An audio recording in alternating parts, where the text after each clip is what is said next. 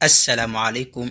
Dabayaaqadii bishii July ayay gabadha caanka ah reer Ivory Coast ee lagu magacaabo Yu Daxiyao ayaa ku dhawaaqday inuu dhammaaday xiriirkii ka dhexeeyay fanaanka reer Gani ee Gram B oo ay Soomaalida inta badan u taqaano Alfanaandoli. Yu Daxiyao ayaa barteeda Facebook ku qortay: waxaan rabay inaan idin sheego in xiriirkii aniga iyo Gram B uu dhammaaday, sidaa daraaddeed aan hore u sii socon doono.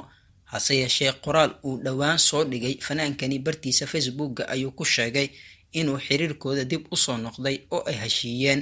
waxaa la arkayay sawiro baraha bulshada lasoo dhigay oo muujinaya lamaanahani oo wada jira. maxaad ka taqaanaa nolosha labadani lamaane? waxaad ku ogaa doontiin dhammaan arrimahaasi oo idil barnaamijkeena maanta, balse daawade hanaga hilmaami inaad subscribe dhahdo channelkeena, like-na saarto videoga haddii uu ku qanciyo, siina share garayso siduu dad badan u gaaro, maadaama uu yahay channelkeena mid cusub oo soo koraya. waxaan doonaynaa inaan helno dad noogu soo biira. mahadsanid.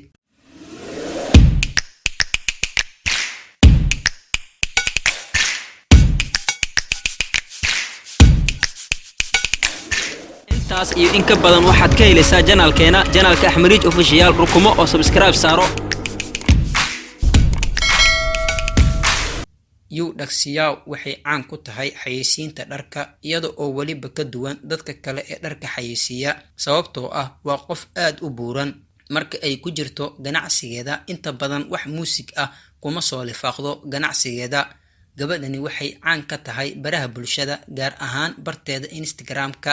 kaliya waxaa ku xiran dad kor u dhaafaya 1.6 milyan oo qof.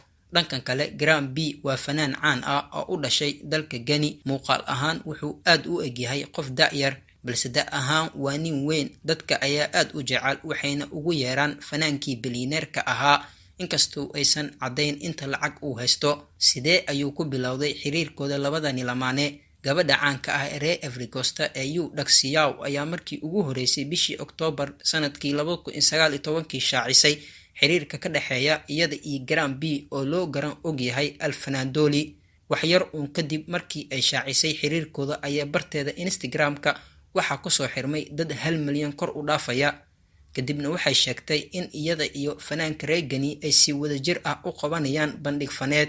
xitaa markaasi waxay qoraalkeeda sii raacisay oo kusii sheegtay inuu yahay ninkeeda, inkastoo uusan noqon ilaa bishii Agoosto ee sanadkii lasoo dhaafay ee 2020 oo ahayd markii ay shaaciyeen meherkooda. qoraalkaasi xitaa waxay kusii sheegtay in waalidiinteeda aysan ku raacsaneen guurka iyada iyo Gram B. waxay sheegtay in taageerayaasheeda ay weydiiyeen sababta uu afka ugu dhunkanayo, balse ay ugu jawaabtay inuu jacayl ka dhexeeyo.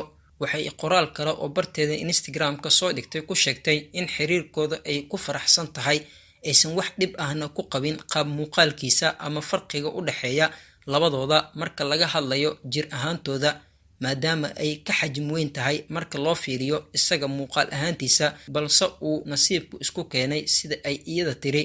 fanaankani ayaa had iyo goor kasoo dhex muuqda baraha bulshada, gaar ahaan Soomaalida, iyadoo inta badan dadka ay ku maadeystaan iyagoo eegaya qaab muuqaalka lamaanahani oo aad u kala fog. maalmahani waxaa aad loo hadalhayay sawir uu Gram B kusoo wadaagay baraha bulshada oo ay lugaha kaga fadhido lamaantiisa. sawirkani ayaa baraha bulshada aad u qabsaday maadaama uu ahaa sawir layaabkiisa wata. intaas ayuu inoogu egyahay barnaamijkeena labadan lamaane aan uga hadlayne. waxaan idinka rajaynaynaa inaad videogani share inoo dhahdaan siduu dad badan u gaaro. mahadsanid. intaan muuqaalkan iyo muuqaalo ka xis badan iskugu imaan doono, sidaa iyo ammaane Allah.